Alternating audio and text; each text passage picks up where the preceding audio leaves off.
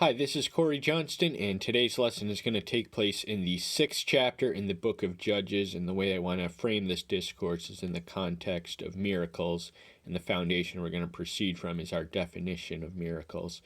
A miracle, by our definition, is an event or experience which defies, transcends, or supersedes the ordinary operation of law, and once that definition is properly understood, we read that a lot of miracles happen day to day on an individual basis, but there's a few times in Scripture of which we read of a nationally significant miracle, such as the parting of the Red Sea, which occurred during Moses, and also the parting of the Jordan River, the passageway through under Joshua. And I guess maybe the final miracle was the collapse of Jericho, but it had been some 250 years since the nation of Israel had seen such a miracle. So from the Torah to Joshua to Judges is where we are in the early Israelites survived on miracles, because without the 10 plagues they could have never been liberated. Without the parting of the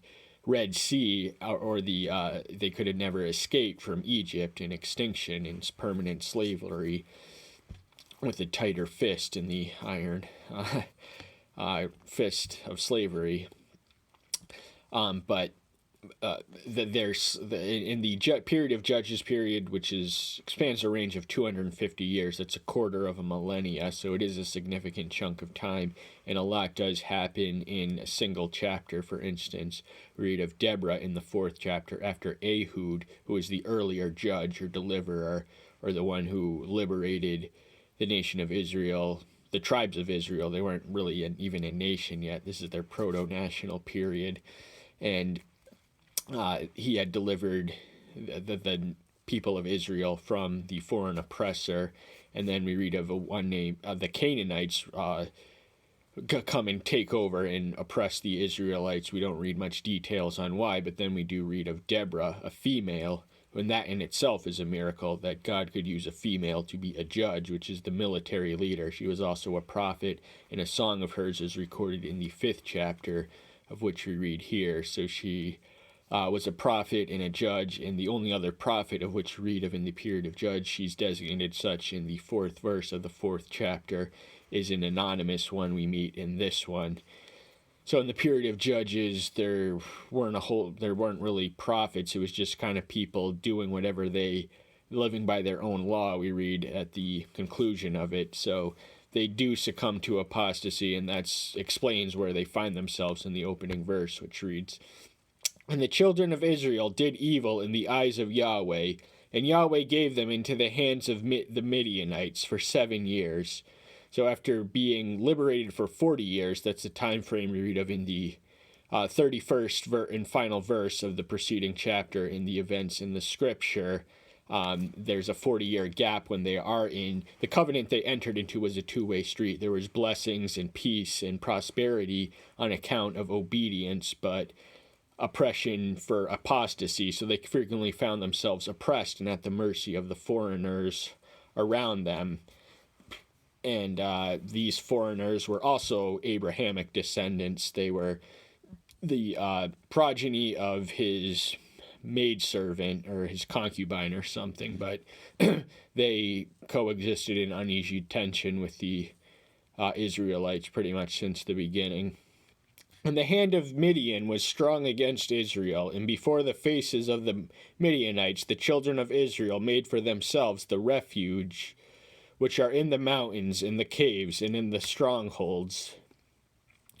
So these Midianites, they basically reduced to, they discarded and just used the people they had conquered. So these were not, they did not treat them like human beings. They were treating them like refuse. That's the idea of the hatred that they were enduring on a daily basis for a period of 7 years. And Israel kind of had this zealot movement, which gathered in the woods and the obscure locations to plan and plot resistance. "And it came to be, whenever Israel had sown, that Midian would come up, and Amalek, and the people of the east would come up against them." So they're dealing more more with just the Midianites. They were in league with Amorites. These are Canaanites, Amalekites, and people from the east. That means any or all of the nations from the east. The nation of Israel was right pickings because they had no protection outside of the judge, and they had fallen away once more. So they needed a judge once more, a deliverer. And encamp against them, and destroy the increase of the land as far as Azza, and leave no food in Israel, neither sheep, nor ox, nor donkey. So they meant to starve Israel and eliminate its people. These were more than mere oppressors. These people meant business. They perhaps would have, reduced them to extermination or permanent slavery if they could, if they did not have this deliverer to unclench them from the grip of these Midianite foreigners who kind of had. So the nation of Israel was an oppressed people in Egypt. And what land of promise was this when they found themselves oppressed by foreigners on native soil, when they were oppressed as foreigners on someone else's native soil? So not too much had changed between Egypt. The Egyptian ones in bondage weren't living much better than the Israelites at this time. We just want to appreciate that in our assessment. For they came up with livestock in their tents, coming in as numerous as locusts, and they and their camels were without number, and they came into the land to destroy. So this says a lot of things. They were nomads, they lived on horses, and they carried livestock, and they came as a locust. Locust is likened to an image of judgment and a sign thereof. So locust was one of the plagues that had been unleashed, one of the 10 plagues that Israel would have been familiar with, the generation that had been enslaved in Egypt. They all saw the sign, and their camels, so there was more than those. They were an incalculable amount of number, and they meant business. They came into the land to destroy it, so they didn't mean anything good for the people or its land. They were just barbarian pirates from who knows where, just transgressing over the line of Israel's territory. Thus Israel was brought very low because of Midian, and the children of Israel cried out to Yahweh. Now whenever this happens, when the nation is distressed and distraught and have had enough of the oppression, he does hear the cry. So even when they were enslaved because they had voluntarily estranged themselves from Yahweh, when they yearned for him and longed to be back with them and just cried out for deliverance, eventually the collective voice of the nation reached up to his ear, and the prayers of a nation, praying as a nation, is a force to be reckoned with in the cosmic struggle of good and evil, which are the forces of which are personified by God and Satan respectively.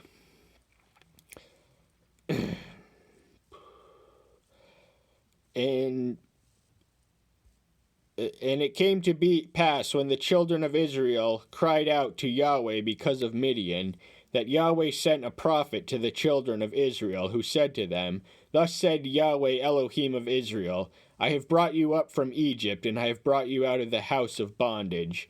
And I delivered you out of the hand of the Egyptians, and out of the hands of all your oppressors, and drove them out before you, and gave you their land. So that's 3 verses, but a single sentence. So this prophet, this anonymous prophet, he's one of the ones whose name we don't know, probably the only one. There's a fair amount of listed prophets in the Old Testament. There are the written ones and the spoken ones. Spoken ones outnumber the written ones, so about 15 of them have books which bear their name, or somewhere thereabouts. But there's a lot of them that are spoken of but not named, and or rather spoken of or written of, but they themselves did not write anything to the collective canon.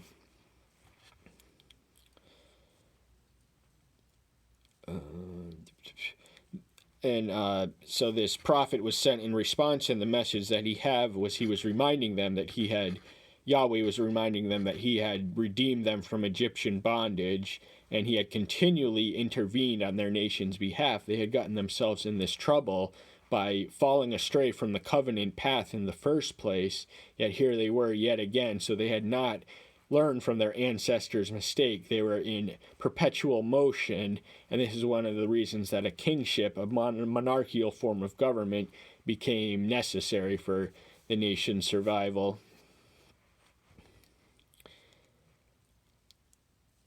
And once more, he's just reminding him that this is not the first time he has heard them. This is not the first time he has responded to their call. They will need him again, and they will call on him, and he, because he loves them, will intervene. So he is moved by our sorrow and our struggle, but our repentance is going to be put to the test when he gives us the freedom we yearn for, when we cry out for bondage of slavery in any form, and slavery assumes many forms, so I really think we limit our defenses when we limit our conception of the term, but that's ultimately a side discussion. And I said to you, I am Yahweh your Elohim, do not fear the mighty ones of the Amorites, in whose land you dwell, and you have not obeyed my voice. So he's reminding them that they are in the mud, they are begging out, they are desperate because they had not obeyed his voice. He had spoken to them through the covenant. They knew the terms, they were supposed to obey him, they were to have the word, meditating on the word daily, and they were promised success. But, for whatever reason, they got distracted. There was all these pagan, unclean influences all around them in the forms of the idols of the neighboring nations, which induced moral immorality. So there was a lot of stuff that was just sinful associated with much of the Canaanites and other people's religious practices.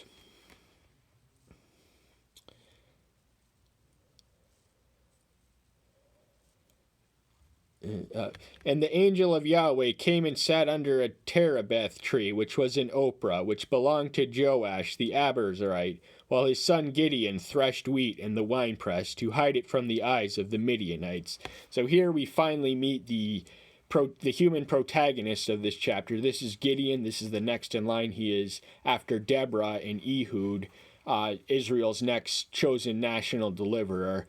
And where do we find him? He is under a tree in some territory whose location we don't know. But the man had a son who was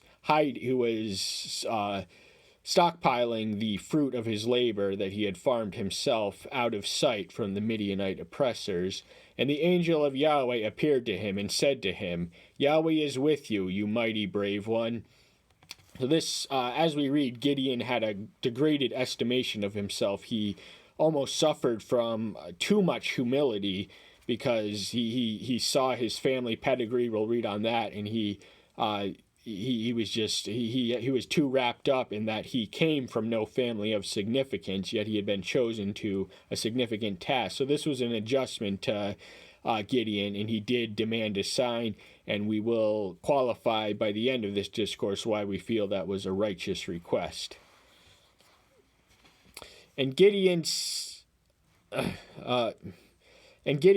to him, O my master, if Yahweh is with us, why has all this come upon us? And where are all the wonders which our father related to us, saying, Did not Yahweh bring us out from Egypt? But now Yahweh has left us and given us into the hands of Midian.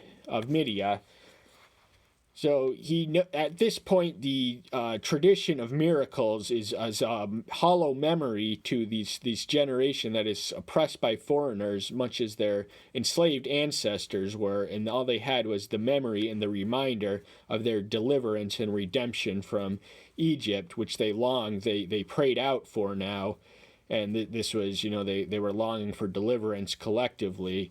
And they had been assisted by miracles in that process in the form of the 10 plagues sent to Egypt and then the parting of the Red Sea. And he's wondering, where are the miracles now? Because I haven't seen one. No one's seen one since at least the fall of Jericho, if not the parting of the Jordan River. But miracles, do happen every day on an individual level all the time. You just got to pay attention to them. And I hope you get an enhanced sense of the miraculous as a result of watching this video. And Yahweh turned to him and said, Go in the strength of yours, and you shall save Israel from the hand of the Midianites. Have I not sent you? So because he is sent, he is called and chosen by the one who is with Yahweh. We read in the 12th verse. So the first thing he's told is that Yahweh is with him, and yet he suffers from a debilitating lack of self-confidence to embrace the calling for which he was sent and chosen. So it is a struggle, but he does gradually accept it, and we are all the richer for him having accepted it. And he said to him, O Yahweh, with what do I save Israel? See, my clan is the weakest in Manasseh, and I am the least in my father's house.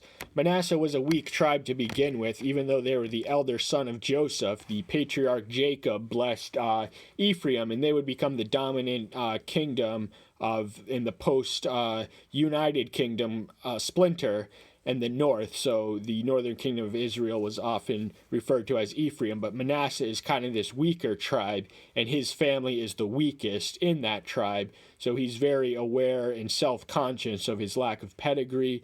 He is just a humble farm boy. Why was he chosen? And he just considers himself unworthy for the task which God has deemed him worthy for and has sent him to do. And remember, God qualifies the called, he doesn't call the qualified. And it's often a struggle to accept the calling, as it is in Gideon. Because I am with you, you shall smite the Midianites as one man. So we actually read in the 7th chapter that he was commanded to reduce the army of Israel to 300 men, and through those 300 men, he smote the Midianites as they were a single man, so their numbers didn't matter. They were sliced as if they were one, and there was the reason that the number had been narrowed down is because to demonstrate his power, he didn't want the Israelites taking credit for their victory. And he said to him, Please, if I have found favor in your eyes, then show me a sign that is you who are speaking with me. So he's asking for a sign and a miracle, and we can link this to the New Testament where we read of the sign seekers, the unrighteous, the evil, and adulterous generation who seeketh after a sign that the master did not have too kind words for. And the reasons, we're just going to take this line of thought to its conclusion now. The reason that that Yahweh did not deny Gideon's request for a sign is because his was rooted in a humble lack of awareness of who he is and who was on his working on his behalf. So he didn't. He was focusing on himself even after Yahweh had revealed to him to himself in the form of his angel. And but the Pharisees, their demand for a sign, they didn't really need a sign. Gideon also prayed out of need. The Pharisees prayed out of curiosity, and theirs was to confirm that this man was who all the talk was. And he said, I'll give you one sign, the sign of Jonah. That's another story. I've probably done something on that, but we just want to move on now. And he said, Please do not move away from here until I come to you and bring out my offering and put it before you. And he said, I shall stay until you return. So what's interesting here is Gideon is establishing his own terms for the miracle. He controls the criteria through which the miracle is going to pass and just be made manifest. But, so this angel does consent. He doesn't resist. He doesn't tell him he's out of line for having this request, and that's why we personally think that it was a righteous request, because he suffered from doubt. He was debilitated by doubt, so he needed a miracle to enhance his faith, to embrace the calling, to lead this army of 300 people to smite the Midianite oppressors as if they were a single man. With this, it's only going to take one swipe when you got a force like Yahweh working on your behalf. And Gideon went in and prepared a young goat and unleavened bread from the ephah of flour, and the meat he put in a basket, and he put the broth in the pot, and he brought them out to him under the terebinth tree and presented it. So he has all this food arrayed. The young goat would have been a farm animal, and he's a farm boy. and unleavened bread. That would have been the Passover meal without the flour, because they didn't have time in the memorial of the thing that the food is supposed to remind one of. And 20th verse, and the angel of Elohim said to him, take the meat and the unleavened bread and lay them on this rock and pour out the broth. And he did so. So the angel of Elohim has sort of taken over the initiative in determining the terms of this miracle, this sign of what it's going to be. So he's told him what to do with all this food and pour out the broth. So Gideon obeys, and he is blessed for having done so. And the angel of Yahweh put forth the end of the staff that was in his hand, and touched the meat and the unleavened bread, and fire went up out of the rock, and consumed the meat and the unleavened bread, and the angel of Yahweh went from his sight. So just like that, he had vanished after giving him the satisfying the sign-seeking request that he had sort of demanded as a consequence to build the faith, to have the self-confidence to embrace this calling. And just like that, the angel is vanishing out of thin air, but he had appeared sufficiently and done the miracle that was necessary to stimulate this doubtful, fearful, worried, concerned man without much self-confidence to be the liberator of a nation of people. And when Gideon saw that he was an angel of Yahweh, Gideon said, O Master Yahweh, for I have seen an angel of Yahweh face to face. So the common experience of having a theophanic manifestation or even an angelic visitation is an awareness of your own worthlessness. Isaiah called himself a man of unclean lips, and he was a prophet. Yet before the one in whose presence he was a man of unclean lips. So, but Gideon, every person is more humbled from having an encounter with an angel or any physical manifestation of the heavenly beings.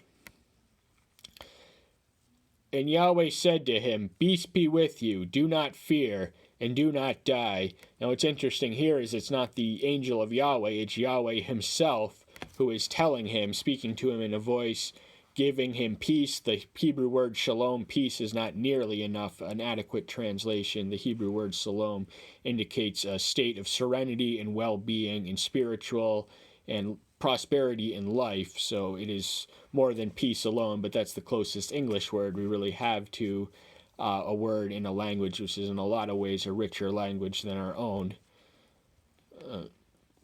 But where were we? And Yahweh said to him, and